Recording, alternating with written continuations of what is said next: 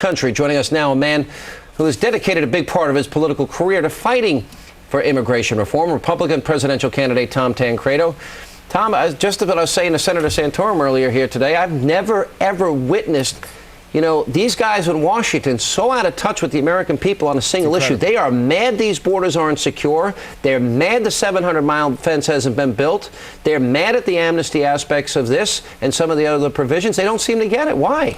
It is the hardest question I have every time I speak anywhere throughout the country. And I mean, I've been doing this for a while, so I guarantee you I've heard, from a lot of people. And it's the hardest question to answer.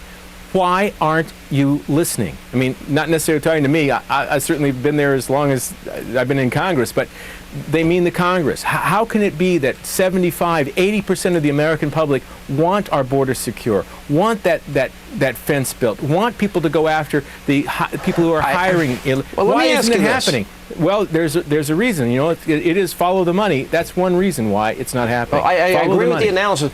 I had Senator Lott on my radio show today, and this is a point I think Newt Gingrich has made very effectively. Rudy Giuliani, in my last interview with him, made it, I thought, very effectively, a point you've made.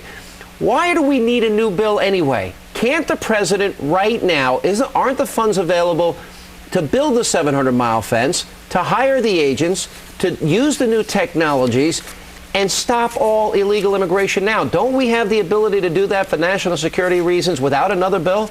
Absolutely. Absolutely. We have given the president the ability. We have passed legislation, authorization, and appropriations for the fence. So the money's there. For hiring it. The money is there.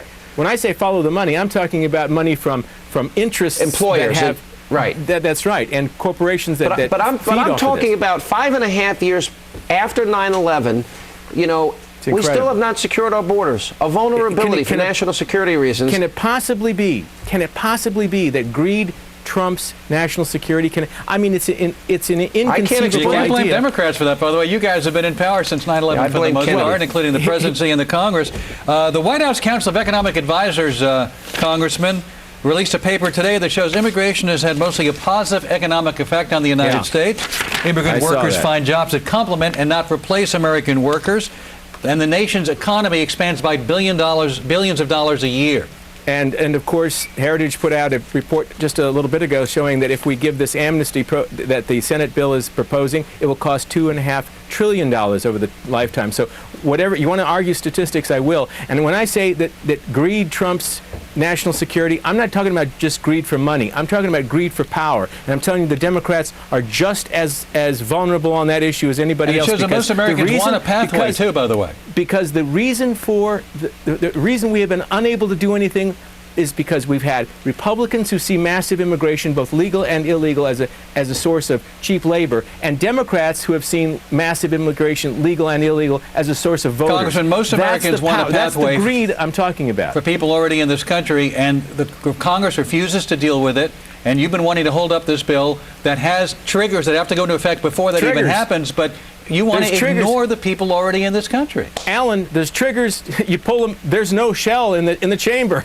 There's nothing there, buddy. I'm telling you, these triggers are an illusion. They don't really mean anything. 300 miles of fence. I tell you, we've already appropriated money for 700 miles, and there's 2,000 miles of border, by the way. All right, there's an Army specialist, Alex Jimenez. Nothing there. This Army specialist has been missing in Iraq. His unit was attacked by insurgents on May 12th. His wife, it turns out, Yaderlin, is here illegally. Should she be deported? There is a process. We're going through it right now. A judge is determining whether or not this is a quote hardship case that can be overlooked. And of course, let that process go on. I'm saying that I have no concerns about that. There is a way that we can look at cases like this and allow this to be occurred. As a hardship case. I will let that process go on through the courts, and and from my point of view right now, I would say yes, that is certainly a hardship case. All right, Congressman, thanks for being with us.